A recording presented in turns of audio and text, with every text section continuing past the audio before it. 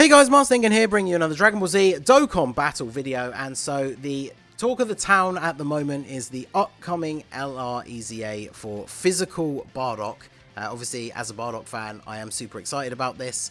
But one thing I've seen a lot of people talking about, especially today, so I thought I'd make a video discussing my thoughts, is what the category team that you're going to need for the event is. So I've brought up the LR Broly one here. To show the LR EZA event as an example. I thought I'd bring up Broly's one to put good vibes out there into the universe that Bardock will get as good of an EZA as the Broly, because Broly is by far the best EZA LR, you know, in terms of the not only the increase in power that he got, but how good he became, like one of the top units in the game. And then you have units like the Int Gohan, who everybody pretty much agrees has a very underwhelming EZA. So hopefully Bardock has one as good as this guy, and then I will be very happy Ningen over here. So LR EZA events always have legendary power as the link that you need to do damage. So obviously with the category of choice, which for this one was Hybrid Saiyans, you want to try and bring as many LRs as possible so you can actually get that link activated, but you technically don't need to bring LRs. So if you just bring a very strong Hybrid Saiyans team that has no LRs, you can still get through as long as you have units that are good enough defensively, because you won't do as much damage, so it takes a lot longer, especially when you get to the later stages. And if you're somebody like me that likes to push past the final stage, which for the LR ones is 10, you really notice, like when you start getting to like 20 and 30 or so, if you want to be that crazy, units are not taking a huge amount of or doing a huge amount of damage if they're not LRs. So that's something to bear in mind. So legendary power is always going to be the important one. And then, yeah, we have the 10 stages. Now, the other thing to note compared to a normal EZA is they don't seem to add in a certain typing that gets a damage debuff. So you don't have to worry about, like, say, only bringing STR units, because Bardock is physical. STR units obviously going to do more damage in general, but even, like, physical units, say, AGL, they're not going to be nerfed, so it helps you with the team building a little bit. Of course, I will do a proper team building guide once we actually know for sure what the category is, and go over a lot more units than we're going to talk about in this video, but this was just to go over a couple of the categories. So the first one that obviously jumps to mind, what with it being Bardock, is Wicked Bloodline, right? So Frieza and of course Chilled, technically, even though there isn't a good Chilled card. Shout out to the Chilled needs a good card guy that I always see in the comment sections and on streams and on Twitter and stuff. So yeah, Wicked Bloodline would obviously make sense because we're fighting Bardock. There's obviously a couple of LRs on the team that are very strong. There's a certain LR that's fairly new that is very, very good, that's on Wicked Bloodline.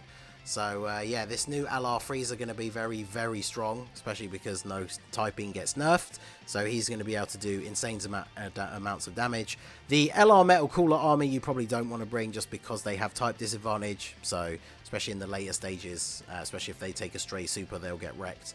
But then you have the old LR Full Power Frieza. Now, of course, in EZA events, you can't use the same name update thing. So you can't bring this guy if you pulled the new LR. But, I mean, even with having type advantage, he's just nowhere near as good as the new one. So if you got the new one, obviously you take him. But if you don't, you just use this one. And then, yeah, Prime Battle Frieza is on here as well. So we've got a couple of strength LRs. The free-to-play King Cold and Mecha Frieza are not terrible. They're also a Wicked Bloodline leader. So, you know, they're probably going to be the best STR leader for this team.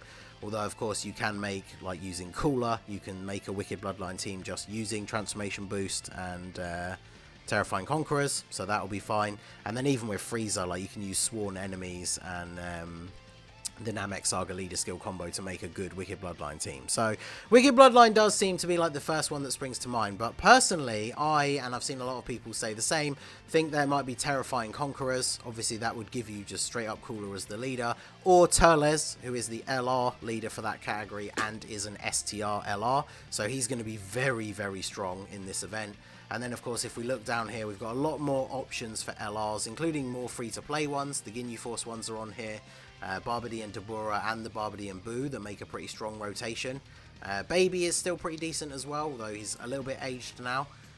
So yeah, very, very strong LRs on this team. And obviously there's a lot of crossover because most of the Freezers are on all of these categories, so they are going to be very, very strong units. So Terrifying Conquerors obviously offers you quite a lot of options as well. and definitely some more free to play. And then of course the third one that I brought up here was Space Traveling Warriors. Obviously the leader for this one is BOJACK, who is STR, so he would be perfect. And of course he is a support unit for Space Traveling Warriors as well. And that's the great thing about all these categories having so much crossover, because BOJACK is on Terrifying Conquerors along with a lot of these other guys. So if Terrifying Conquerors is the leader skill, you can bring BOJACK along basically just to be there as a support unit for the LRs, because they're all on Space Traveling Warriors as well. So I think, does it actually mention the super types or extreme types on this one get nerfed? They don't. So technically super types won't get nerfed against Bardock. I had to just double check that. So you got units like Bpan, who's always good for easy A's, because in easy A's you can't use items, so you can't heal. So that will be quite decent for her. Even if she's not doing crazy damage, she tanks really well now after her easy A. LR, Beerus and Whis, again, they're starting to show their age a little bit now, but they can still deal a decent amount of damage. You can use Bardock himself as you're easy A'ing him up the levels. And then of course Tech Jiren, despite being type neutral, is a very powerful unit, especially in the early turns. And then of course you got to remember that the Zarbon and Dodoria are going to get an easy A with part 3. So when the easy A comes out, if it does all come out at the same time, you could potentially run the Extreme Z area for these guys, because if post easy A they're actually really good, you could then include them on the team. They're a Space Traveling Warriors support unit, so even if you're using them as like a floating support, they would actually be very strong for this team as well. So Space Traveling Warriors, Terrifying Conquerors, Wicked Bloodline.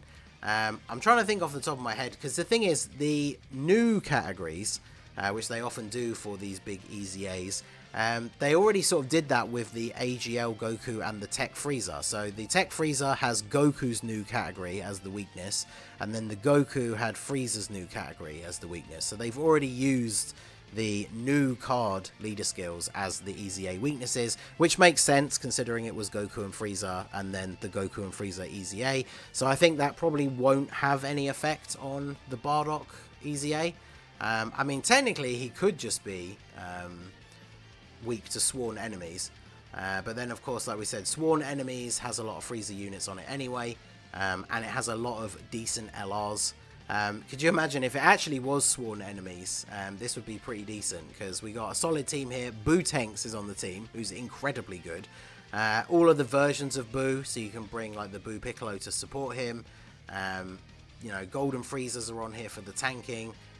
There's not many super good cells. I know people undersell in cell quite a lot, but obviously he's got type disadvantage, so you probably don't want to bring him. Transforming Frieza is going to be a great option for all of these setups, because he's on like all of these teams, and post easy A he's incredibly good. So yeah, there's a couple of options. I don't think it's going to be sworn enemies, and I don't think it's going to be Wicked Bloodline. I personally think it's going to be Terrifying Conquerors, but I do think Space Traveling Warriors has a pretty good shot at being the category as well. So let me know what you guys think down below. Like I said, I will do a full proper team guide once we know what the category actually is, and we'll go over a lot more of the units and give a lot more detail. So let me know what you think it's going to be.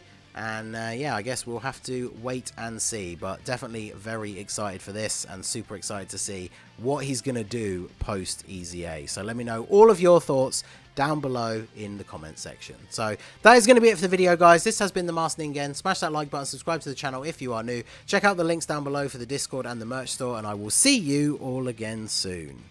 Have a good one.